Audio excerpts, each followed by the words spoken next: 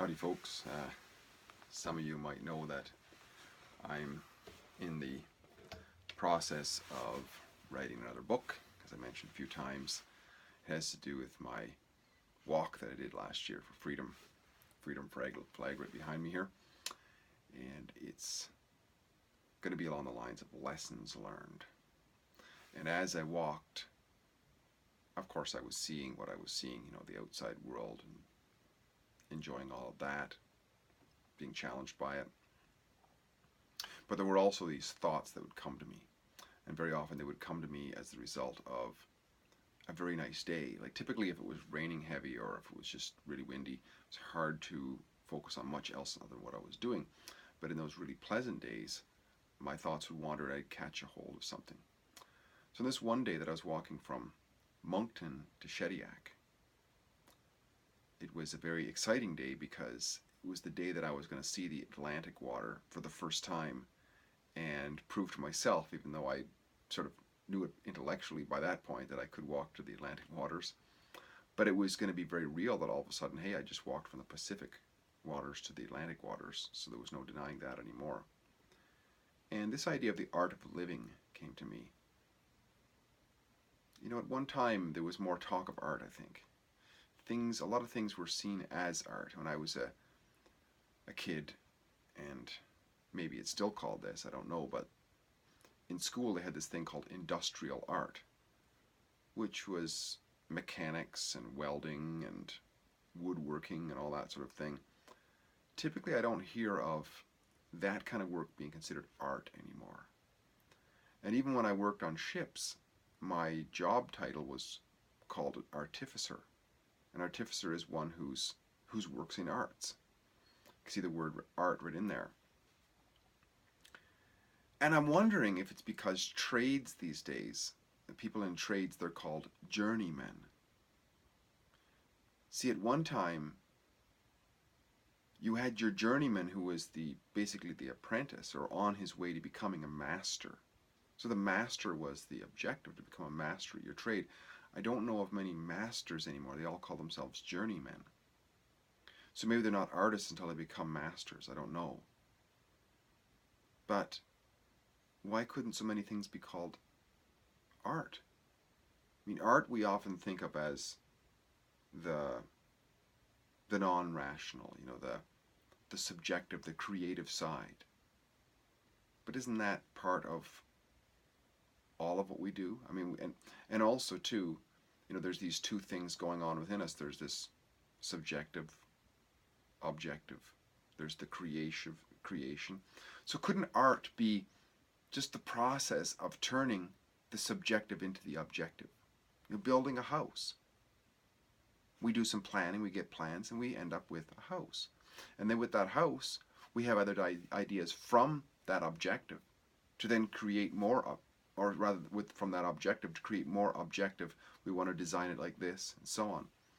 And it was the same way with this walk. It was very profound to me in terms of recognizing this, because here I was imagining the French coast, imagining hearing Chiac being spoken for the first time, imagining the smell of the ocean and the view of the ocean, but not actually seeing it yet.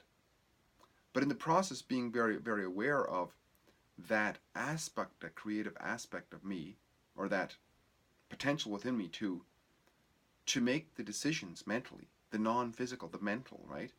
To have that drive the physical and create the reality of experiencing it. And to hear Chiac being spoken. It was quite an invigorating and visceral experience, especially when I'm writing here now again, and going back and revisiting that. It comes to life again, in the subjective again. But it's from the view of having experienced the objective. So it's like there was the subjective of walking there, of imagining seeing it, walking there, getting there, and then experiencing the objective. And now that I go back, I'm experiencing it from the memories of the objective to create more subjective and get greater clarity of the meaning of it and the lessons learned through it all. It's really quite amazing. So I think it's all involved in the art of living. It's the art of living is becoming more in touch with all of these nuances of ourselves, the subjective, subjective, and just being able to become more skillful, I guess, becoming that more closer to the master rather than always the journeyman. Of course, we always are journeymen as well, but becoming more skillful towards the mastery. So to recognize that the journey is a journey towards mastery, but even when there's so-called mastery, there's a new journey. Because the mastering of the finishing of the house, or the finishing of the arrival at Shediac, at the French coast, meant the next part of the journey and the next creation. So that's it. To see it that way, we can sort of fall into the path, if you will, and become more fluid, if you will, in the creative process. And that, I would think, is the art of living. We've all experienced it. We've all experienced those moments when we fall in love, if you will, or right in the groove, in our zone of doing something, and things get created very efficiently and very quickly, and very, we enjoy it a lot. I think that's touching on maybe an art, right? And why can't everything we do, why can't there be an element of art in it, of that creative part? And that's where innovation comes from, of course. Innovation is when we allow ourselves to be more than just the technician, more than just following others' instructions, and allow ourselves to ask the questions, how can it be done better? What more is there to see? What's between the lines? What if I do this? And see how it fits, and see if it does make a better mousetrap or whatever it is that we're trying to do. So the art of living, something to think about. Just wanted to share that today along the lines of improving the quality of our lives. If we can find those little helpful hints that help us.